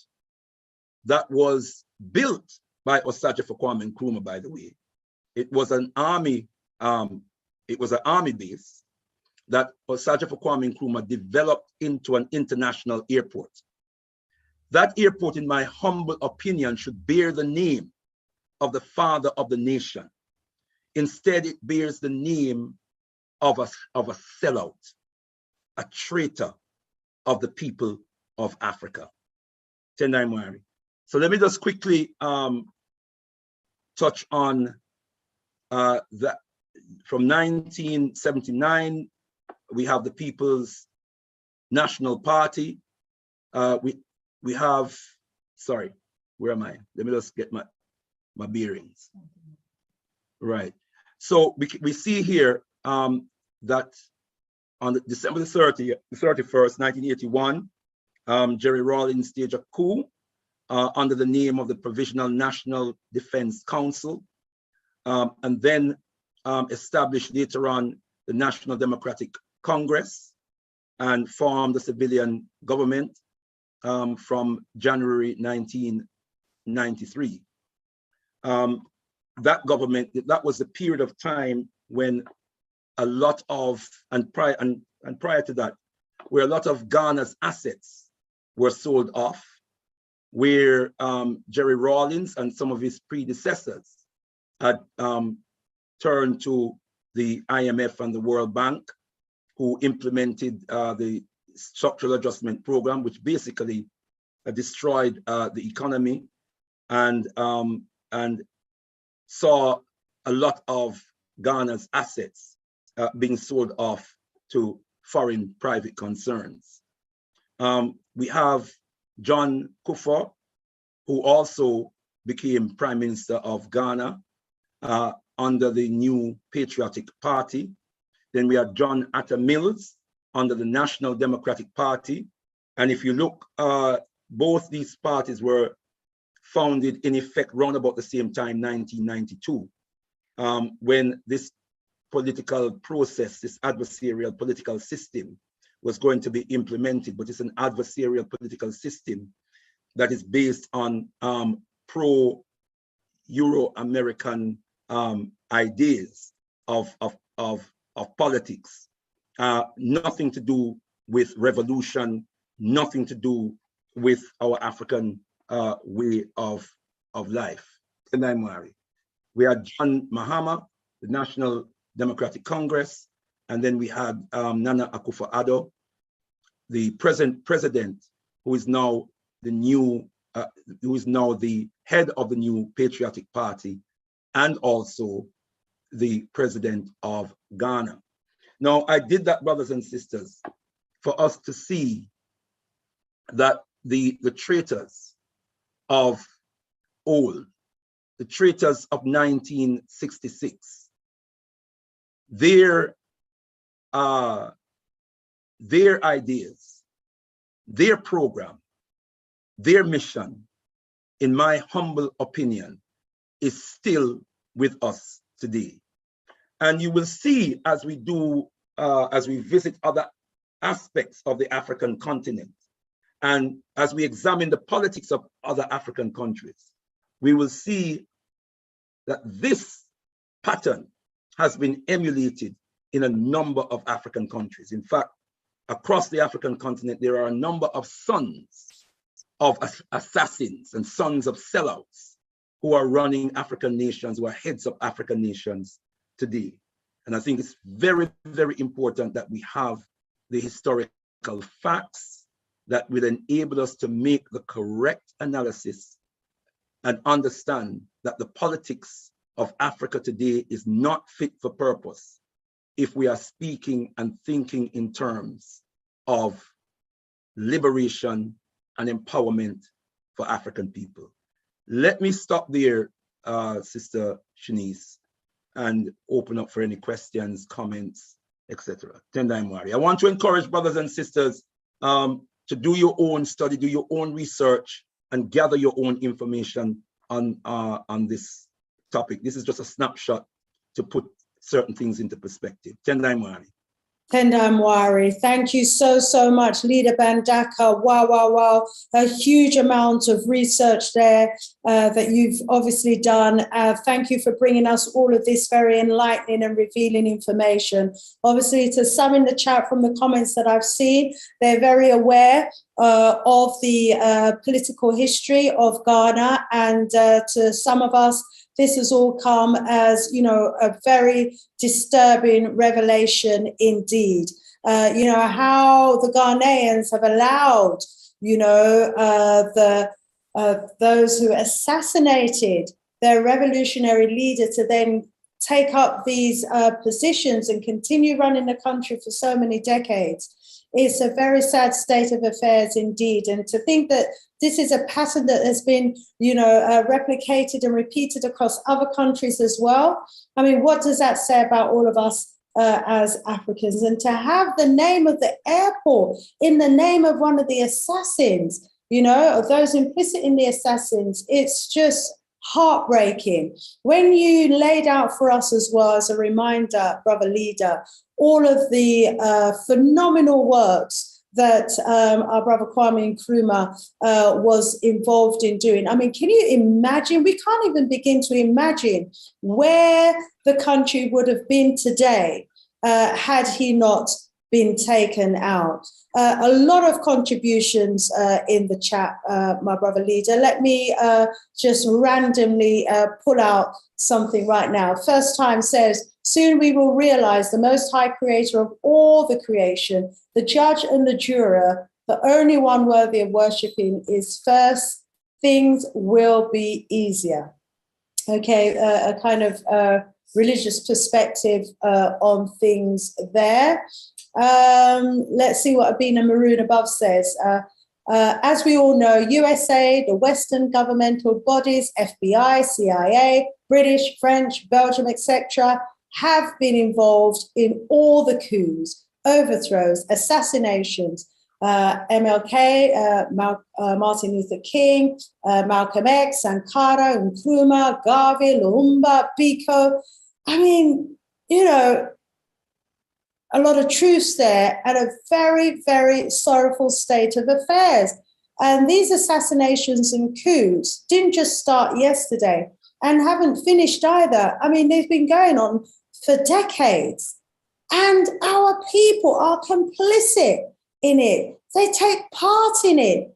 These treacherous, treasonous traits that we have among us, these individuals who have self-interest, wealth and power, at the forefront of their mind, ahead of the interest of their country and their people and their nation.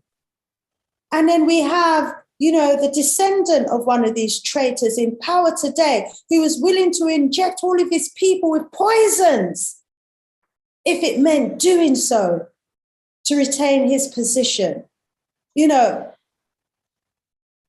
Mbandaka. I mean, I think most of us in the chat would know what we would want to do with those sort of traitors. And it would be the way that the British used to and the English used to deal with their traitors. They'd be hanging from a noose or, being hung from the towers. But today, they run governments. And it's called democracy. And the cost of engaging in democracy, we was discussing a couple of strongs ago when we had our brother, one of our brothers on. I think it was our brother Ras Nkrabia, when he was talking about the cost of running for politics in Ghana. This is in the millions, placing it out of the reach of genuine, ordinary people who might want to engage in politics for the interest of their people. They've now pushed it out of the reach, the financial reach of our people. Wow, wow, wow. Let me get some questions. Let me get some comments in from the chat. Thank you, everybody, for all of your comments and questions.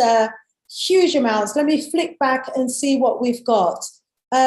Seeing Charles says, if we don't balance ourselves, there is no hope for the world because these aliens kill everything that they touch. Wow, wow, wow. Kwame Osei says, Nkrumah was also looking at renewable energy like aromatic energy, where he built the atomic energy plant in Kwabena. Yeah, in Kwabena. Do you want to say something about that, leader? In terms of his foresight, wow, he was so ahead of his time. Amazing. I mean, it's painful. It's painful to think about, because as you said, Sister Shanice, it's an indication of where Africa could be today. Mm. It's an indication where Africa could be today. The vision was so far reaching. In fact, he had set himself a task of overhauling Britain.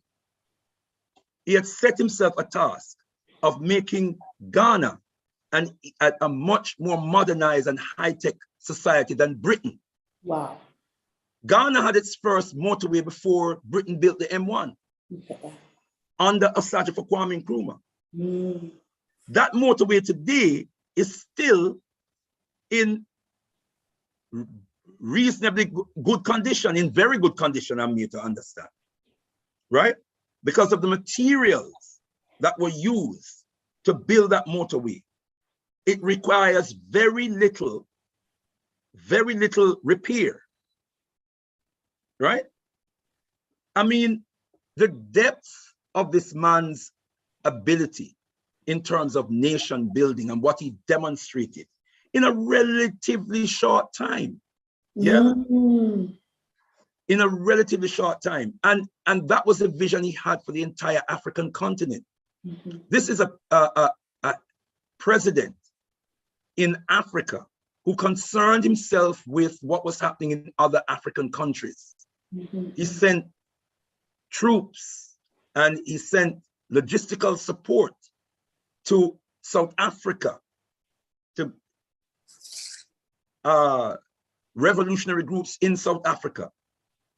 He provided, a haven for revolutionaries from other countries to come to Ghana. Yeah. I mean, the depth and the brilliance of the man. When he was toppled, my beloved sister, Africa Africa was knocked back 100 years or more. Yes? And we have to understand that if Africa is ever going to really and truly get back on its feet, if Africa is ever going to be the Africa that we want to see, we are going to have to revive the spirit and the legacy of Osajifo Kwame Nkrumah and the man who inspired him, the most eminent prophet and king, His Excellency Marcus Mosiah Garvey, because that's where the original black print came from. In fact, he himself, Kwame Nkrumah, in his book, in his autobiography, he says he read Marx, Engels, Lenin, Hegel, Mazzini, and he named some others. But he said of all the books he read, nothing fired his enthusiasm more than when he read Philosophy and Opinions of Marcus Garvey. Wow. Right? When he became president in his on the night when Ghana became independent, he evoked the spirit of Papa Garvey by quoting Papa Garvey. He said, "Here I wish to quote Marcus Garvey." Right? Here I wish to quote Marcus Garvey. And he quoted Papa Garvey, saying, "Africa for the Africans." Right? And he said, Marcus Garvey wasn't able to fulfill his dream or his wish. I'm paraphrasing him. Right? But he said, today, the spirit of Marcus Garvey, he mentioned the spirit of Marcus Garvey. Right? So he was inspired by Papa Garvey. And he tried to implement in that little nation. You see, the reason why there's two reasons why he set himself a task to do better, or he set himself a task to overall Britain. Two things, because Britain was the former colonizers of Ghana, number one. Number two, because Britain and Ghana are about the same size in terms of area. Britain is 94,000 square miles. Ghana is 92,000 square miles, 92,500 square miles. Yeah? And so he set his sights on where Britain was at. And he set himself a time frame to surpass Britain economically and scientifically. Think about that for a moment. He was audacious enough, and it was that audacity, so to speak, that they could not stand, and they knew he was serious. He was incorruptible. If the Osajifo was allowed to pursue his vision for another decade, even another decade, right? Africa, the story of Africa today would be a different story. A different story. Yeah, but instead of and you know, be aware that the children of Osajifo Kwame Nkrumah, in particular his daughter Samia, are still in politics, involved in politics in Ghana, and are still involved in the CPP, but they have effectively been marginalized. But the descendant of the sellouts are here, is here as the president. Yeah. And so their inimical objectives is what is unfolding in Ghana. And Ghana is a very important strategic geographical unit and geopolitical unit on the African continent and in the world. Ghana is seen as a leading nation on the African continent because of Osajifo Kwame Nkrumah and what he accomplished. But it's not the ideological sons and daughters, whether they are connected directly by blood with the Osajifo or not. It is not his ideological descendants who are running the country presently and dominating the politics presently. It's the ideological descendants of the traitors and the sellouts. That worries me. And we should be concerned about that. because that pattern repeats itself across the African continent. Wow. Tendai Mwari.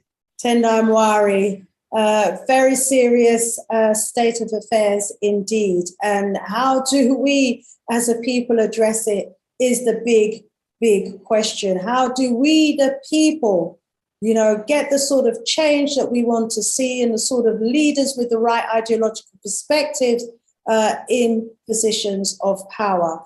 Until we have control of our own education, I mean, where else are we going to get this sort of education?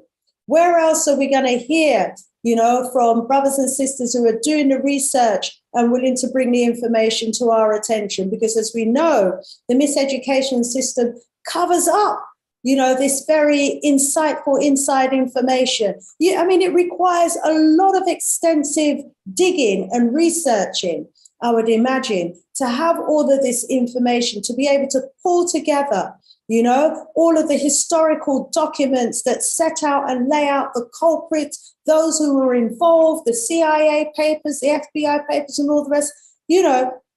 This is not what the children of Ghana are being taught in the schools, but shouldn't every child in Ghana know this history? Shouldn't every Ghanaian know this history? We've got to do the best we can, to make this information more accessible to everyone. So to everyone in the chat, please do share. Leader, this new round is only supposed to be like a 1-hour interview. I've had you here for 2 hours. It is now 1 minute away from the top of 10 o'clock. Oh my days. And so many more wonderful, wonderful comments and contributions from our audience who are still with us, still over 100, 106 are watching us live now, and probably 3 times as many on the playback are watching right now. Ldr Mbandaka, as always, a phenomenally educational presentation by yourself, so deeply insightful. And I know we could easily keep going for another 2 hours, if you had the energy to do so. But, I've got to pay respect to the fact that you are a family man, and we thank you and we thank the family for releasing you. But in closing, if I can just hand over to you, Brother Leader, for some closing remarks, please. Yes, beloved brothers and sisters, I think what I'd like to leave with us all is the fact that so many have suffered, so many have died, so many have paid the ultimate sacrifice for our redemption, for our freedom. So many brothers and sisters have lost so much because they put before their personal interests the needs of our people, the rights of our people. And we owe a great debt as Africans today to those who have made those sacrifices. And I think it's extremely important that we study the history of Africa, and that should include the political history. The political history of Africa is extremely important. I believe if we study the political history of Africa, we will realize that the present political machinations that dominate the African continent are not in our hands, are not designed by us and in our interest. And so we will realize that it's our duty to work with brothers and sisters who are on the motherland to bring about a new kind of politics in the African world, not just the African continent. We have the same thing in the Caribbean. We have the same thing in nations that are dominated by African people, but also African people who are in nations that are predominated by others. We need to be organized. We need to organize ourselves as a nation of people. When we talk about nationhood and nation building, we have black print. We have a black print for this. The black print is in the vision and the program of the most eminent prophet and king, His Excellency Marcus Mosiah Garvey, manifested in the program of the Osajifo, Kwame Nkrumah. The people gave him the title Osajifo, which means redeemer. The work that he was doing was redemptive work.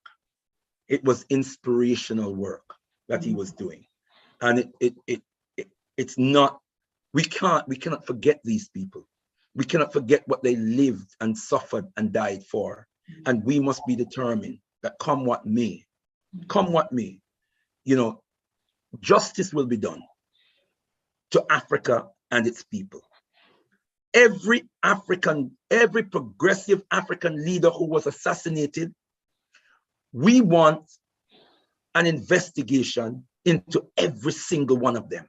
Yes. We want the truth to be unearthed. We want the truth to be on record. We want the neo-colonialist forces or the imperialist forces that were behind the toppling and the assassination of these African leaders and their governments to be exposed. We can't let that die. You hear the present leaders of Africa, when you hear them speak, and they talk about Africa and the future of Africa, there's never any mention about the history of Africans, those who have been martyred.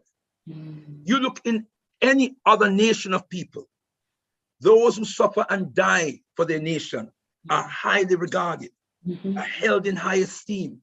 Monuments are built in their names. Is that right, brothers and sisters? And so we want to see, and history books are written, giving the truth about these people. So, you know, going forward, I want to encourage brothers and sisters to take more of an interest in the political history of the African continent, do more study, do more research, but most of all, brothers and sisters, we need to unite and we need to organize. We need to organize ourselves as a nation of African people, as Papa Garvey advised us to. I close with the words of the most eminent prophet and king, His Excellency Marcus Mosiah Garvey: unite, organize now or perish. Rise, you mighty African people, for you can accomplish whatever you will. Ye Africa, to the God of Africa be the glory. Sister Shanice and listeners, I think for the next program, because we have an arrangement that we'll go through the presentations. For the next program, I will focus on the Congo. And brothers and sisters will find that very, very interesting. Tendai Mwari.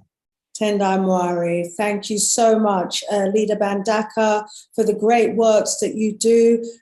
You know, the works that you're doing in keeping alive the names and the works of our revolutionary freedom fighters. As you said, they were martyred. They are our heroes and they ought to be remembered. But for as long as we've got their treasonous, you know, treacherous individuals in those positions of power, we know that won't be the case. But instead, you know, they martyr the names of the treasonous ones. But, you know, change will come. Change is definitely going to come. Can I just say one other thing, my sister, before we go? Yes, of course. Just to reinforce something I said earlier on, and near the beginning, neocolonialism is colonialism. Neocolonialism is colonialism. So what am I saying? I'm saying Africa is still colonized. Yes. Yeah.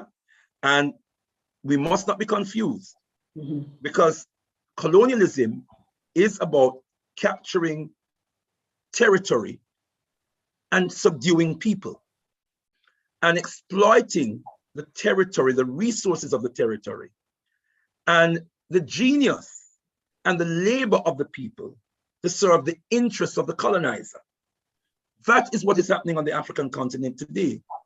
Our institutions are colonized, are still colonized. Our educational institutions, our religious institutions, our medical institutions, our media institutions, our scientific institutions, All our institutions are colonized. This is why so many African governments were quick to buy into the COVID narrative. We're quick to, to order vaccines and juking up our people with these jabs. Yeah, because our medical institutions are colonized.